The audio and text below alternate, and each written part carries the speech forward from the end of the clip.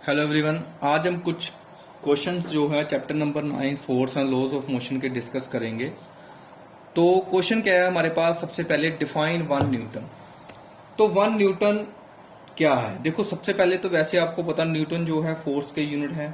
तो 1 Newton force कब आप बोलेंगे कि ये फोर्स 1 न्यूटन है, वो हम देखेंगे। तो इसमें हम लिखेंगे force is said to be 1 newton if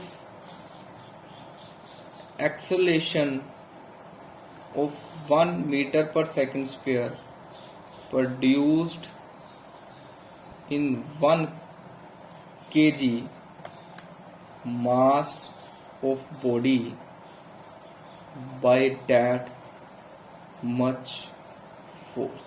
कहते हैं 1 न्यूटन फोर्स वो फोर्स है, वो फोर्स जो 1 kg के ऑब्जेक्ट में जब वो फोर्स लगेगी तो उसको 1 मीटर पर सेकेंड की एक्सेलेरेशन प्रोवाइड करेगी। जैसे for example F is equal to ma आपके पास फॉर्मूला है। तो मास क्या है, इसमें मास 1 kg का ऑब्जेक्ट है, ठीक है, और एक्सेलेरेशन भी 1 मीटर पर सेकेंड स्क्वायर उसको मिलेगी जब आप 1 न्यूटन की फोर्स लगाएं। अगर 1 kg ऑब्जेक्ट और 1 मीटर पर सेकेंड स्क्वायर की एक्सेलेरेशन उसको मिलेगी तो 1 × 1, तो 1 न्यूटन फोर्स जो है वो हमें उस टाइम पर जो है वो कैलकुलेट होगी। कि मीन्स जब 1 kg ऑब्जेक्ट पर जब आप 1 न्यूटन की फोर्स लगाएंगे तो उसको 1 मीटर पर सेकेंड की एक्सेलेरेशन जब मिलेगी तो अब आप बोलेंगे कि ये फोर्स जो है, ठीक है, 1 न्यूटन की इक्वल है। जब आपने किसी 1 kg के ऑब्जेक्ट पर फोर्स लगाई और उसको 1 मीटर पर सेकेंड की एक्सेलेरेशन मिली तो जो फोर्स है वो 1 न्यूटन के इक्वल है, ठीक है।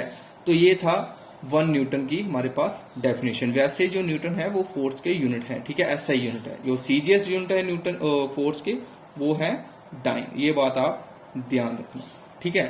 तो अब नेक्स्ट क्वेश्चन क्या है हमारा वो देखें। Explain how a karate player can break a pile of tiles with a single blow of hand. कहते एक जो कराटे प्लेयर है वो जो टाइल्स का ढेर है जो इकट्ठा उसने टाइल्स को लगाया होता है, ठीक है, बेंच पर, ठीक है, उसको एक सिंगल ब्लो के साथ ही वो तोड़ देता है, ठीक है। वो सिंगल जो एक हैंड जो अपना एक हैंड मारता है, ठीक है, हैंड को वो जोर से टाइल्स के ऊपर जो है वो हैमर्ड करता है, जिसके साथ वो टाइल्स जो है वो टूट जाती हैं। वो ऐसे क्यों है, ठीक है। तो इसके पीछे रीजन क्या है, देखिए वो देखिए इसके पीछे रीजन क्या है। Because he strike the pile of tiles with his hand very fast as result of the larger momentum of fast moving hand is reduced to zero in very short time। देखो जब आप नहीं, अगर karate player है जब वो tiles के ऊपर जोर से अपने हैंड के साथ एक फोर्स लगाता है तो उसका जो हैंड का मोमेंटम है वो ज्यादा लार्ज होता है उस टाइम पर, ठीक है। तो वो बहुत ही कम समय में लार्ज मोमेंटम के साथ टाइल्स को जो है वो हिट करता है। और जब बहुत ही कम समय में टाइल्स को वो लार्ज मोमेंटम के साथ हिट करेगा तो जो टाइल्स है वो उस पर एक लेयर फोर्स लगती है। मतलब कि एक पॉइंट पर एक स्ट्रॉन्ग फोर्स कह सकते हो आप, एक बिल्कुल एक पर्टिकुलर प्लेन पर एक पॉइंट पर जो है वो एक लेयर फोर्स लगती है। लेयर फोर्स मतलब कि एक जिसका इफेक्ट जो हो एक लेयर जैसा हो, एक ही पॉइंट पर सारा का सारा ऑब्जेक्ट जो इफेक्ट जो है फोर्स का पड़ जाता है, जिसकी वजह से टाइल्स जो है वो ब्रेक कर जाती है, ठीक है। तो लास्ट में आप लिख सकते हो दिस पुट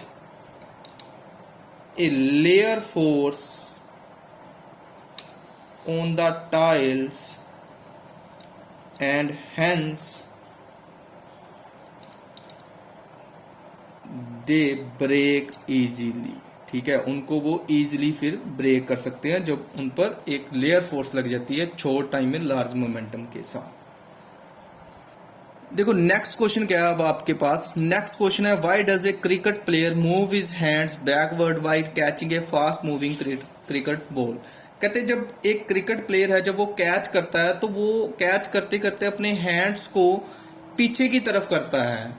तो ऐसा क्यों होता है कि वो अपने हैंड्स को जैसे ही बॉल जो है वो हाथ के साथ टकराने वाली होती है तो हाथ को वो थोड़ा सा पीछे कर लेता है, उसको थोड़ा सा मोमेंटम उसका पीछे की तरफ कर लेता है, ऐसा क्यों करता है, ठीक है। तो इसमें रीजन क्या है, देखो सबसे पहले because in doing this fielder increases the time during which high velocity of the moving ball decreases to 0। देखो ऐसा रीजन क्या है इसके पीछे कि जैसे ही बॉल जो है वो हाथ के साथ टकराने वाली होती है तो वो हाथ को पीछे इसलिए करता है जो उसका टकराने का टाइम है वो थोड़ा सा इंक्रीज कर जाए, और जो बॉल की वेलोसिटी है जो उसकी हाई वेलोसिटी है जो वो आ रही है बॉल हाई वेलोसिटी के साथ, वो टाइम जैसे वो टकराने का इंक्रीज करेगा तो जैसे जैसे टाइम बढ़ेगा वैसे वैसे उसकी वेलोसिटी जो है वो कम होती जाएगी, ठीक है। और वेलोसिटी जो है जैसे ही वो हाथ तक पहुंचेगी तो वो बिल्कुल कम निग्लिजिबल हो जाएगी, अप्रोक्सीमेट वो जीरो के इक्वल हो जाएगी। तो अगर वो अप्रोक्सीमेट जीरो के इक्वल ही होगी तो उससे क्या होगा कि जो बॉल का एक्सेलरेशन है वो भी डिक्रीज होगा, बिल्कुल कम होगा। तो जो impact of catching the fast moving ball है वो रिड्यूस कर जाएगा। मीन्स की जो बॉल है वो हाथ को बिल्कुल हल्की वेलोसिटी के साथ टच करती है और उसके साथ जो हैंड्स हैं फील्डर के उसको हर्ट नहीं होता, वो उसका बॉल का जो इम्पैक्ट है वो कम हो जाता है। तो ये रीजन है कि एक फील्डर जो है कैच करते करते अपने हैंड्स जो है वो पीछे की तरफ करता है कि जो इम्पैक्ट है बॉल का वो थोड़ा कम हो जाए।